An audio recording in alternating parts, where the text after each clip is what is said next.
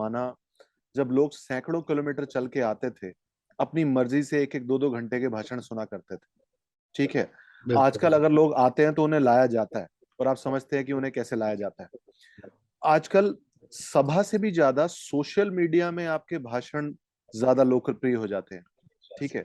अगर जी। Social media में किसी तरह आपके भाषण लोकप्रिय हो पाए तो पॉपुलैरिटी और मिलेगी। अब जितनी ज्यादा प्रसिद्धि मिलेगी, आप समझते हैं विधायक से सांसद का रास्ता उतना ज्यादा आगे चलता चला जाएगा। अब उसमें प्रसिद्धि के लिए we have to fix few things, कुछ छोटी छोटी चीजें हमें भाषण में अपने ठीक करनी पड़ेंगी।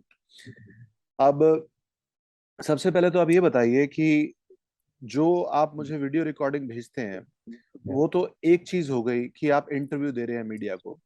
मुझे किसी सभा के रेगुलर वीडियो नहीं मिल सकते जिससे मुझे पता चले कि आप लोगों के सामने बोलते कैसे हैं। मैं आगे से ध्यान रखूंगा। क्योंकि जब मुझे ये पता चलेगा कि आप लोगों के सामने विधायक जी बोलते कैसे हैं, तभी मैं उसको और बेटर फिक्स कर पाऊंगा। जैसा कि मैंने कहा, गया वो जमाना जब सैकड़ों किलोमीटर चल के लोग आया करते थे एक एक दो दो घंटे के भाषण सुनने। अब उन्हें कुछ जल्दी से चाहिए बढ़िया, और सभा से भी ज्यादा प्रसिद्धि मिलती है सोशल मीडिया पर। तो जितनी भी सभा में आप बोलते हैं, क्योंकि हमने सांसद तक का सफर तय करना है विधायक जी, जितनी भी सभा में आप बोलते हैं उन सबको वीडियो रिकॉर्ड कराइए और मुझे भेजते रहिए। पहली बात तो ये। दूसरी बात, हमें एक चीज जरूर अपनानी पड़ेगी अपने भाषण में, जिज्ञासा, क्यूरियोसिटी। जब भी आप भाषण स्टार्ट करें तो कुछ ऐसे स्टार्ट करें कि जिज्ञासा बनी रहे। आप समझते हैं मीडिया चैनल वाले इसको कैसे प्ले करते हैं। हालांकि मेरा मानना है कि मीडिया चैनल अब सिर्फ एक एंटरटेनमेंट का जरिया है, बट फिर भी बहुत सारे लोग देखते हैं, उससे जुड़े हुए हैं। परहैप्स वो एंटरटेनमेंट करना चाहते हैं, डरना चाहते हैं, डर में जीने का भी एक अपना मजा है, तो जनता को वो भी मजा आता है। तो अब ये मीडिया चैनल वाले इसे कैसे प्ले करते हैं, जिज्ञासा को, क्यूरियोसिटी को। मुझे याद है बहुत साल पहले मैं इंडिया टीवी देख रहा था। अब इंडिया टीवी वालों ने कहा कि जाइएगा नहीं, ब्रेक के बाद आपको दिखाएंगे दिल्ली में गिरी बर्फ। अब मेरी जिज्ञासा बढ़ गई, मैंने कहा दिल्ली में कैसे बर्फ गिर गई भाई, ये कैसे हो गया। तो मैंने ब्रेक की वेट करी, मैंने कहा ब्रेक कब ओवर होगा, कब मैं दोबारा चैनल स्टार्ट करूंगा देखना उनका खबर। तो जैसे ही दोबारा खबर शुरू हुई, उन्होंने बताया एक साइकिल सवार साइकिल पे बर्फ की सिल्ली लेके जा रहा था, उसकी साइकिल से बर्फ की सिल्ली गिरी, यही है हमारा राज, दिल्ली में गिरी बर्फ। अब चलिए, ये तो एक दूसरे तरह की जिज्ञासा है जिसका कोई सिर पैर नहीं है। बट हमें कुछ ऐसा करना है भाषण के शुरुआत में ही कि लोगों की जिज्ञासा थोड़ी बन जाए। क्योंकि जितने ज्यादा क्यूरियस होंगे वो आपको सुनने में, उतना ज्यादा सुन पाएंगे। तो बिगिनिंग भाषण की सबसे ज्यादा जरूरी है। अब इसके लिए हम क्या क्या कर सकते हैं, जैसे मान लेते हैं कि आप दिल्ली में कहीं भाषण दे रहे हैं, या हरियाणा में दे रहे हैं, या पंजाब में दे रहे हैं, या राजस्थान में दे रहे हैं, और किसी पर्टिकुलर स्थान में जाके आप भाषण दे रहे हैं। अब एक उसमें आइडिया क्या हो सकता है कि उस प्लेस से रिलेटेड आप कुछ इंटरेस्टिंग बात बता दें। पहली बात, जैसा मान लेते हैं आज 4 अगस्त है। अब 4 अगस्त को उस जगह पर कुछ खास हुआ हो इतिहास में, आपने थोड़ा सा रिसर्च करके उसे बता दिया बिगिनिंग में ही, तो उससे ना लोग क्यूरियस हो जाते हैं, कहते हैं यार ये बंदा रिसर्च करके आया है, इसको तो बहुत समझ है, चलो सुनते हैं आगे क्या बोलने वाला है। पहला ये हो सकता है। दूसरा ये हो सकता है कि आते हुए अगर आपने कुछ भी इंटरेस्टिंग ऑब्जर्व किया हो, मे बी अगर आप पंजाब में बात कर रहे हैं तो लस्सी की बात कर सकते हैं, हरियाणा में बात कर रहे हैं तो स्पोर्ट्स की, लस्सी की, खेतों की बात कर सकते हैं, राजस्थान में बात कर रहे हैं तो दाल बाटी चूरमा की बात कर सकते हैं। ऐसी कभी बिहार में बोलने का मौका मिले या यूपी में बोलने का मौका मिले, उस पर्टिकुलर विलेज, जिले या शहर से रिलेटेड कोई रोचक बात कर सकते हैं बिगिनिंग में। तो उससे जिज्ञासा भी बढ़ेगी और लोग कहेंगे यार मजा आ गया, ये तो बंदा रिसर्च करके आया, चलो सुनते हैं। तो ये क्यूरियोसिटी बिगिनिंग में बहुत जरूरी है। दूसरा, मुझे याद है पिछले साल हमने किसी को ट्रेन किया था, इनफैक्ट 2-3 साल हो गए, हमने किसी को ट्रेन किया था, वो एमएलए हैं, अभी भी एमएलए हैं, मैं उनका नाम नहीं बता सकता। तो अब उनसे उनकी क्षेत्र की जनता नाराज थी। अब चुनाव नजदीक थे, उनका प्रक्रिया शुरू होने वाला था कि जनता को मनाना है भाई, तो क्या करें। अब उनके भाषण में बिगिनिंग में हमने कुछ बातें ऐड करी, उसमें से एक इंटरेस्टिंग बात बताता हूं कि मैंने बोला कि भाई आपको ना माफी मांगनी पड़ेगी, लेकिन माफी ऐसे मांगनी है कि वो माफी भी ना लगे और अपनापन भी लगे। तो उन्होंने क्या बोला बिगिनिंग में कि मेरे क्षेत्रवासियों, आपके बेटे से गलती हो गई। तो जब उन्होंने ये बोला कि आपके बेटे से गलती हो गई, तो लोगों ने उस माफी को उस तरह नहीं समझा, उस माफी को थोड़ा अपनापन की तरह समझा। ये सिर्फ एक बात बता रहा हूं, उनके अलग अलग भाषण थे और अलग अलग शुरुआत हमने बहुत सारी चीजों की फिक्स करी। तो ऐसे भी हो सकता है, या ऐसे भी हो सकता है कि आप अ, जैसे अपने क्षेत्र में ही भाषण दे रहे हैं, या जब सांसद की दौड़ में आप आएंगे तो बड़ा क्षेत्र हो जाएगा, उस क्षेत्र में भाषण दे रहे हैं।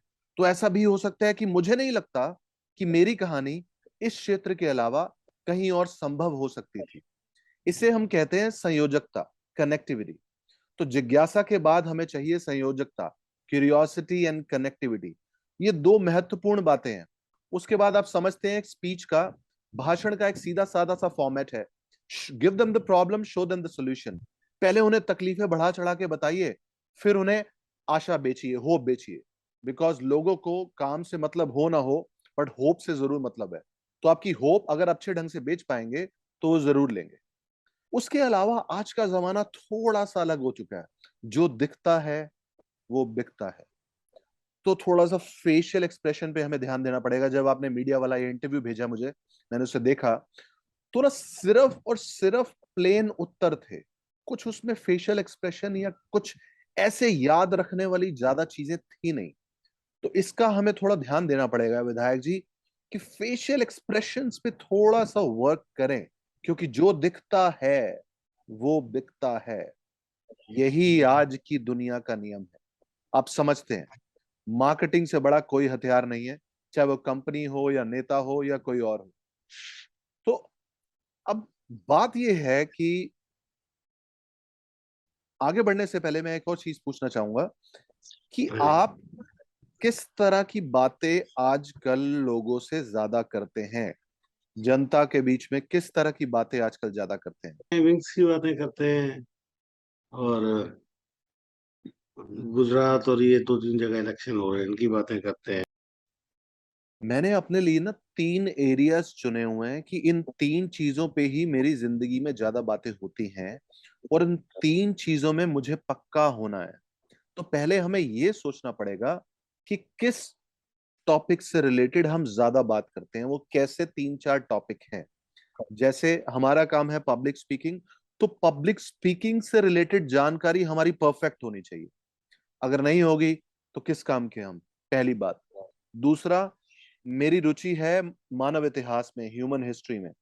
क्यों? क्योंकि मैं ह्यूमन हिस्ट्री से बहुत सारी पब्लिक स्पीकिंग की चीजें कनेक्ट करता हूं। तो ह्यूमन हिस्ट्री को मैं बहुत पढ़ता हूं और उसमें मेरी अच्छी रुचि भी है और थोड़ी सी नॉलेज भी है। तीसरा, हमें ह्यूमन साइकोलॉजी को पढ़ना पड़ता है, क्योंकि अगर आप ह्यूमन साइकोलॉजी को नहीं पढ़ेंगे तो लोगों को ट्रांसफॉर्म कैसे पढ़े करेंगे?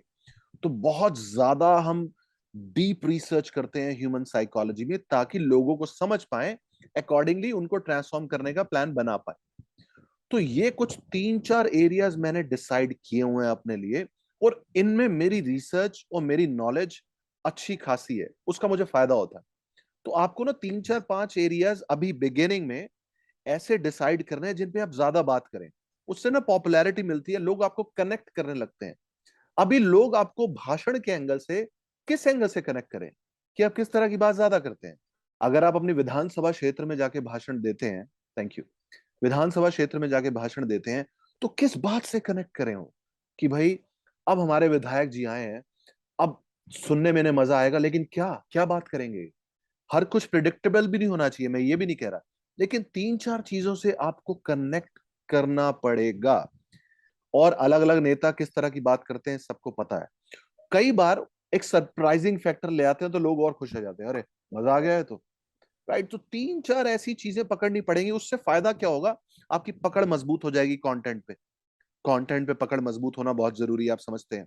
जब कंटेंट पे पकड़ मजबूत हो जाएगी और बार बार आप उसे दोहरा रहे हैं, कभी यहां तो कभी वहां, तो ना रिफाइन होता चला जाएगा। वो कहते हैं ना, आप जिंदगी में वही बनते हैं जो आप रिपीट करते हैं। तो ये 3-4 एरियाज हमें डिसाइड करने पड़ेंगे, वो आप उसका निर्णय खुद ले सकते हैं। किसी दिन समय निकालिए, पेन पेपर लीजिए, 3-4 चीजें डिसाइड कीजिए जिसपे आपकी ज्यादा बात होती है। इधर उधर की कभी कभार बात ऑब्वियसली होगी, वो बिल्कुल नॉर्मल है, बट 3-4 एरियाज को ऐसे निकालने हैं जिसपे हम ज्यादा बात कर पाए। लेकिन मजेदार काम तब होगा जब हम उसे एग्जीक्यूट करेंगे। तो मैंने जो 3-4 चीजें आपको बताई पब्लिक स्पीकिंग से रिलेटेड, आपको इसे एग्जीक्यूट करना है एवरी डे।